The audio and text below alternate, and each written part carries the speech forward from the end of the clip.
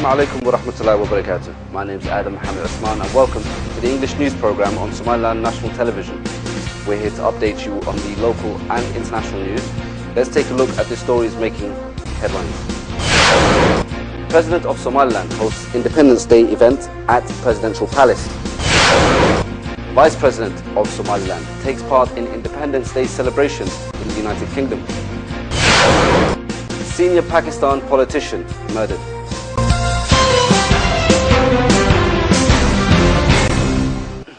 President of Somaliland, Ahmed Mohamed Mohamud, hosted celebratory events at the Presidential Palace, marking 22 years since Somaliland gained its independence from neighbouring nation Somalia.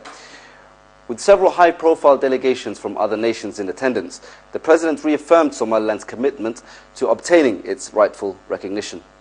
The event kicked off with plays, poetry readings, songs and other forms of expressing Somaliland's process of transpiring from the ashes of a post-conflict nation, becoming one of the leading partners in the Horn of Africa.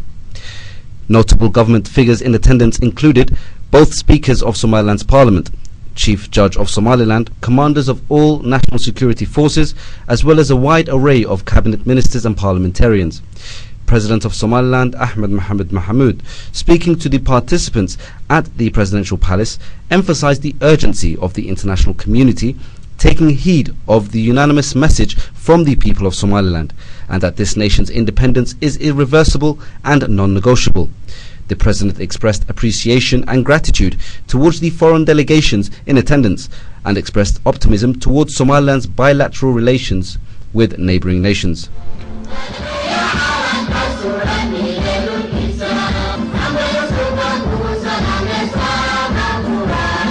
Vice President of Somaliland, Abdirahman Ismail Saylici, accompanied by a delegation of governmental and non-governmental individuals, took part in Independence Day celebrations held in the United Kingdom.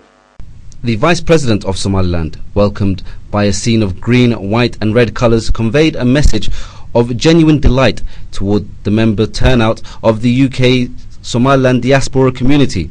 Speaking to an audience of young and elderly citizens, some of who lived through the war that liberated Somaliland and others who may have never visited their country of origin, the Vice President stated that today is a day that truly symbolises the unanimous perspective of Somaliland citizens.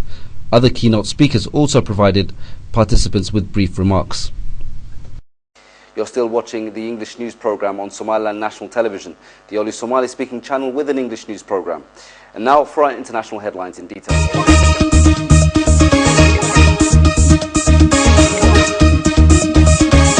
The senior vice president of the party led by Pakistani international cricketer Imran Khan has been shot. Sahra Shahid Hussain was killed outside her home in the upmarket area of defence in the southern city of Karachi. Local reports suggest Hussain, 60, member of the Pakistani Movement for Justice PTI party, was killed during a robbery.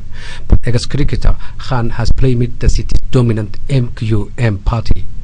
PTI candidate Dr. Arif Alvi was not confident Hussain's killers will be found. Hussain's death comes on the eve of partial rerun in Karachi of last week's general election after her PTI party accused MQM of electoral fraud.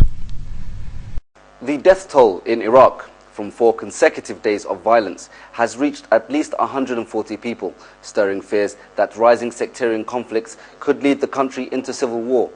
Many Iraqis were in mourning on Sunday amid simmering tensions between the Sunni minority and Shia majority, despite increased security patrols.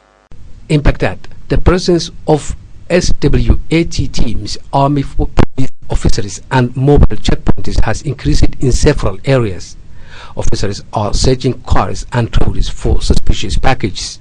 On Saturday, attacks killed 16 people, including a police officer, his wife and 2 children, while armed men abducted 10 policemen, officials said. Supporters and opponents of Ukrainian President Viktor Yanukovych have scuffled as both sides held 1,000-strong rallies in the capital Kiev, police and local media have said. A dozen young men hurled stones and plastic water bottles at opposition supporters and were then pushed away by police in riot gear, television footage showed on Saturday. Anti-Yanukovych protesters also fought back, and at one point some of them tried to drag the crew from a military vehicle that carried messages mocking opposition leaders.